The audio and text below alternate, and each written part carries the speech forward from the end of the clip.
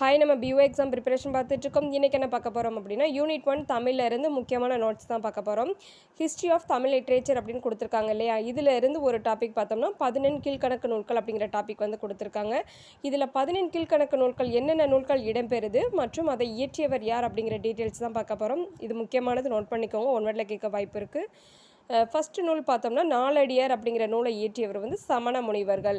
அடுத்து நான்மணிக்கடிகை அப்படிங்கிற நூலோட ஆசிரியர் விளம்பி நாகனார். அடுத்து இன்னா 40 கபிலர், இனியவை 40 பூதஞ்சேந்தனார், திரிகடுகம் நல்லாதனார், ஏலாதி கனிமேதாவியர், முதுமொழி காஞ்சி கூடலூர் கிழார், திருக்குறள் திருவள்ளுவர், ஆசாரக்கோவை பெருவாயின் முள்ளியார், பழமொழி 400 மூன்றுரை அரையனார், சிறுபஞ்ச மூலம் காரியாசான், ஐந்தினை 50 பொறையனார், ஐந்தினை 70 மூவாதியார், திணைமொழி 50 கண்ணஞ்சேந்தனார், திணைமாலை 150 கனிமேதாவியர், கைநிலை புள்ளங்காடனார், கார் 40 கண்ணங்கூத்தனார், களவழி 40 பொய்கையார்.